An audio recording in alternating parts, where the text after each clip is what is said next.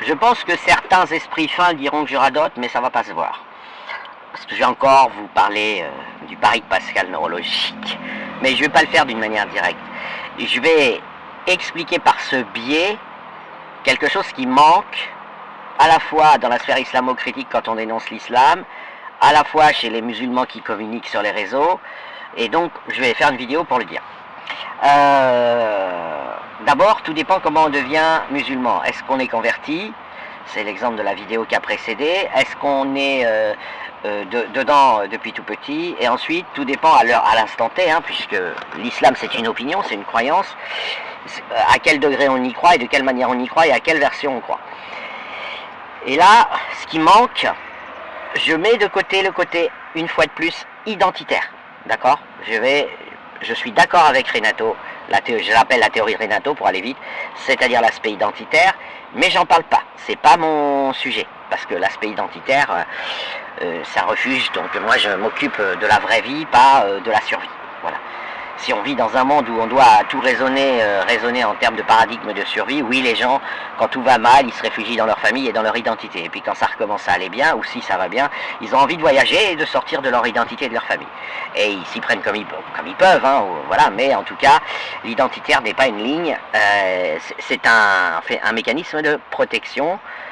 Quand il y a par exemple, s'il y a un astéroïde qui approche de la planète et qui fait 50 km de diamètre, et qu'on sait qu'on ne l'évitera pas et que c'est la fin du monde dans une semaine, il y a fort à parier que les gens en voyage au Japon, alors qu'ils sont écossais, vont prendre le plus rapidement possible un avion pour l'Écosse pour mourir avec leurs proches, et ainsi de suite. Donc on en est. L'identitaire n'est pas un mystère. Et moi je reviens à la spécificité de l'islam qui est le pari de Pascal neurologique. Parce que vous avez un refus des musulmans non radicaux, et même parfois radicaux, mais enfin bon, ceux-là, j'ai eu un like d'AK87 après avoir signalé qu'il était ancien soldat de Daesh, donc les radicaux, ils posent pas beaucoup de soucis, ils assument leur position.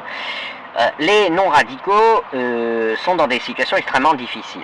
Une situation extrêmement difficile. Et je rappelle qu'elle n'est pas ce que le verbatim officiel raconte. Ce n'est pas identitaire. Ils doivent sans arrêt jongler, gérer la nature des ordres qui pensent avoir été émis par Dieu, ou en tout cas par une entité suffisamment surnaturelle pour tenir ses promesses, avec comme contrepartie que s'ils obéissent pas, ils vont brûler vifs éternellement après le passage sur Terre. C'est pourquoi vous avez des Baltis, vous avez des Vera, vous avez tout un tas de gens qui disent on va obéir. Ils disent pas pourquoi, hein. Ils pensent que c'est implicite, d'abord ils s'adressent qu'aux autres musulmans, mais quand Balti n'a pas envie de violer des enfants, et je pense pas qu'il le fera, enfin il n'y a rien qui indique qu'il ait une folle envie de le faire. De même Vera, qui nous régale avec ses dingueries dans les spaces, elle n'a pas envie que des vieux violent des enfants de 5 ans, ça c'est pas son truc. Par contre, elle ne veut surtout pas que cet aspect-là de l'islam soit freiné, parce qu'elle dit, si on vit dans un monde où on commence à nous raconter que c'est mal et que ça vient pas de Dieu, dans 20 ans, il n'y aura plus de musulmans, ils seront tous devenus occidentaux, et ils nous feront tous le coup de l'islam de Chalgoumi. Et on ira tous en enfer. Et on ira tous en enfer, c'est ce qu'elle pense. Elle pense pas, c'est bien de violer des enfants, elle dit, faut pas attaquer cette partie-là de l'islam, parce que moi, Vera, je veux pas dans 10 ans faire comme les autres. Bon, elle semble protégée, mais passons, je la vois pas trop apostasier dans les 10 ans qui viennent, mais elle se dit, plus la société va construire des valeurs occidentales qu'elle va argumenter, et il y a des arguments profonds hein, pour lutter contre la pédocriminalité, c'est la souffrance de la victime.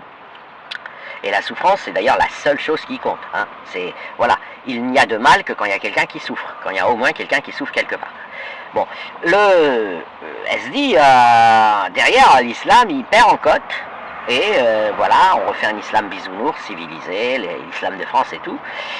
Et moi, peut-être Vera, moi-même, dans 10 ans, je vais mettre de l'eau dans mon vin et je vais apostasier. Peut-être je dirais pas j'ai apostasié, mais je dirais, ouais, non, l'islam, c'est l'amour, la paix, c'est ce que dit Chalgoumi. C'est ça leur problème.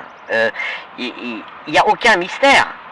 La question, en fait, qu'aborde Balti, qu'aborde Vera, qu'aborde tous ceux qui disent le prophète, il a bien acheté Aïcha à 6 ans, il l'a bien consommé sexuellement à 9 ans, etc., quand lui il en avait 54, il refuse de discuter devant des non-musulmans ou devant la critique de ça, pas parce qu'ils trouvent ça bien, mais qu'ils n'ont pas le droit de dire que c'est mal, parce que selon eux, ça vient d'Allah, c'est comme ça, Allah l'a décidé ainsi, c'est une épreuve, je sais pas quoi, et qu'ils n'ont pas à critiquer, parce que sinon, c'est direction l'huile bouillante, et éternelle, en étant maintenu réveillé. C'est ça. Je suis pas en train de leur chercher des excuses, je les ai trouvées, entre guillemets. Hein.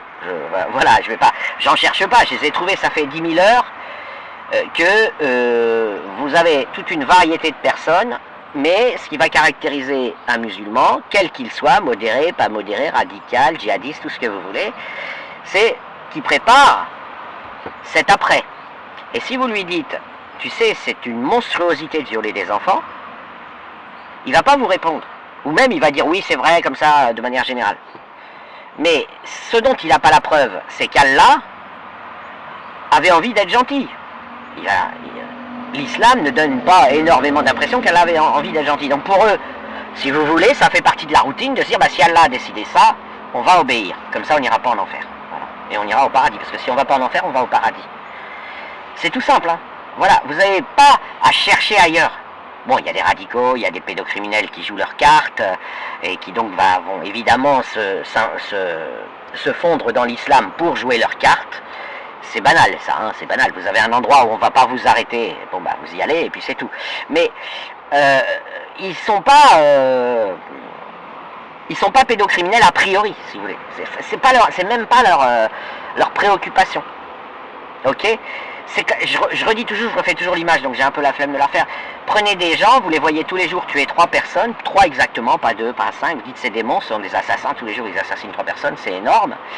Ben, si plus tard vous apprenez que la mafia a kidnappé les enfants et leur ont dit chaque jour vous allez tuer 3 personnes, sinon, pendant 1 an, sinon on va brûler vivre vos enfants, les gens vont obéir. Et ben là c'est, chaque jour tu vas faire ceci, cela, tu vas pas contester ceci, cela. Oh putain, j'ai un truc bruyant qui passe.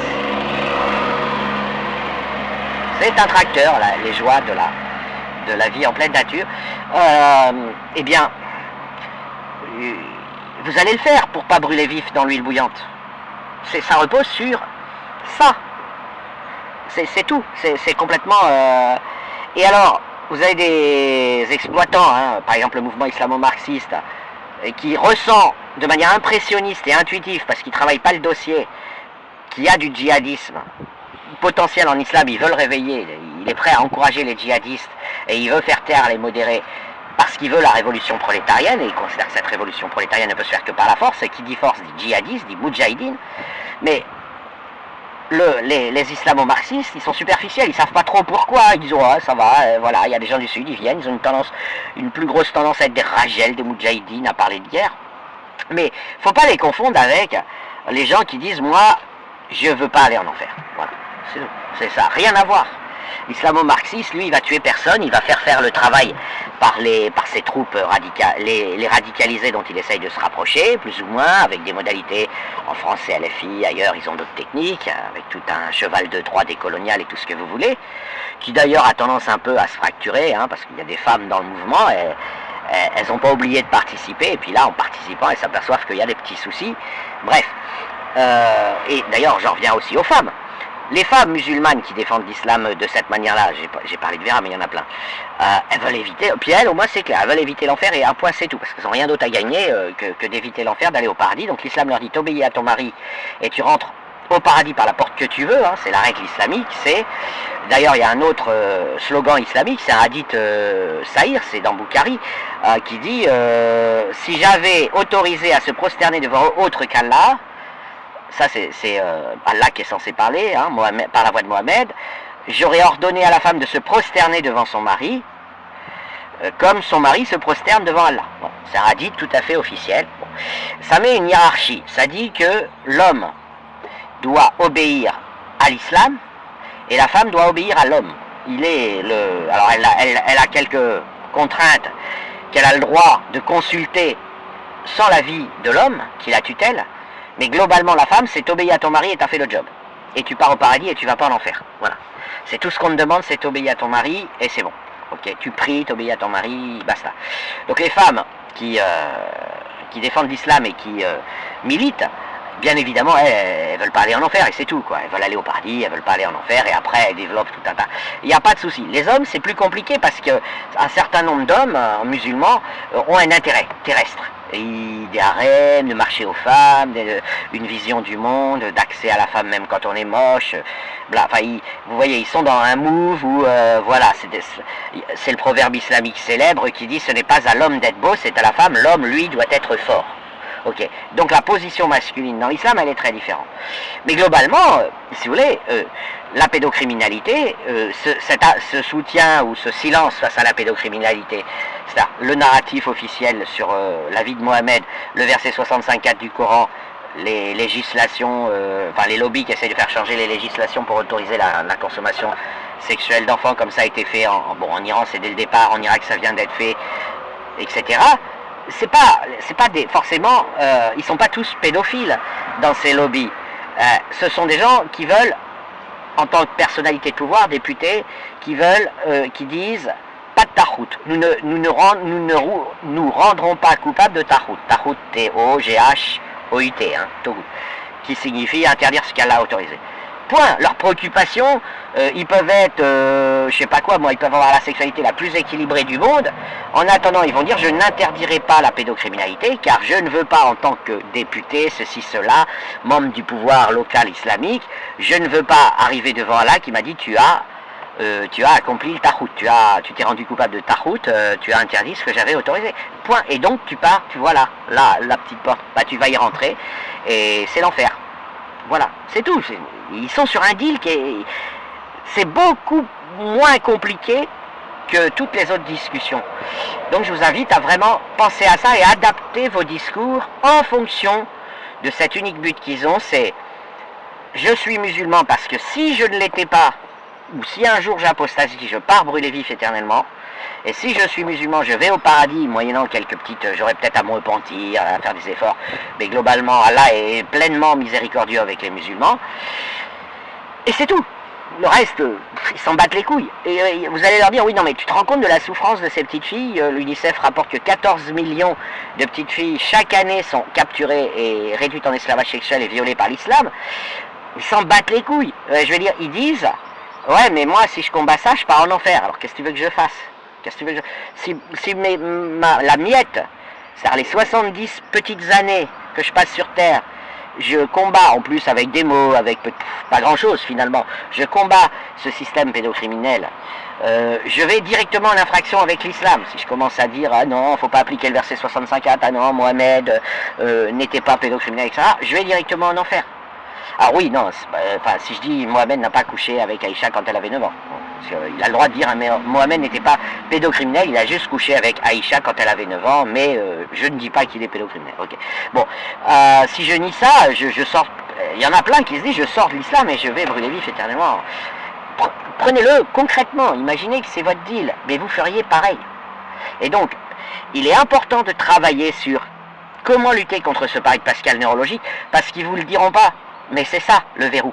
C'est pas l'identitaire, c'est normal, l'identitaire, quand il y a des crises et des combats, on se réfugie dans son identité, on retourne dans sa famille, on sort quand il y a du soleil dehors. Quand il y a un énorme orage et qu'il pleut de la merde du ciel, on est réfugié dans sa maison avec ses proches, avec les siens.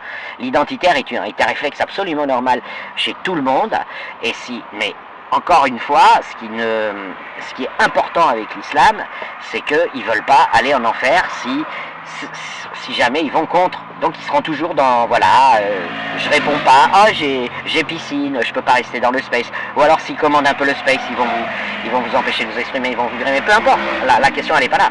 La question est qu'il faut bien comprendre ce positionnement. J'ai pas dit qu'il n'y avait pas de pédocriminels, il y en a comme partout. Et puis en plus c'est facilité par la doctrine, donc il y en a un peu plus.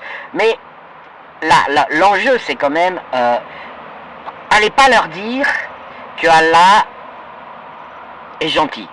C'est pas, l'islam ne dit pas ça. L'islam il dit Allah ordonne d'être musulman, il dit pas Allah ordonne d'être gentil, ok?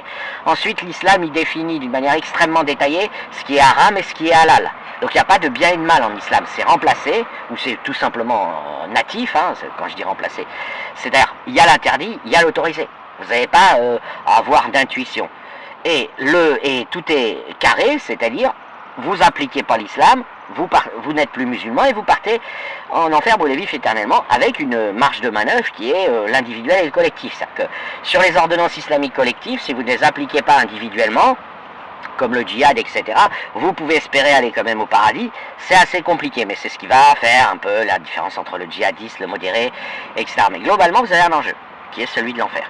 Et l'enfer, c'est brûler vif en étant maintenu réveillé, et torturé, non seulement dans brûler vif, mais en étant maintenu réveillé, la peau repousse, le Coran détaille ça sur entre 50 et 100 versets, et de manière explicite, et puis de manière implicite sur, c'est la moitié du Coran, mon châtiment sera terrible, c'est la moitié du Coran.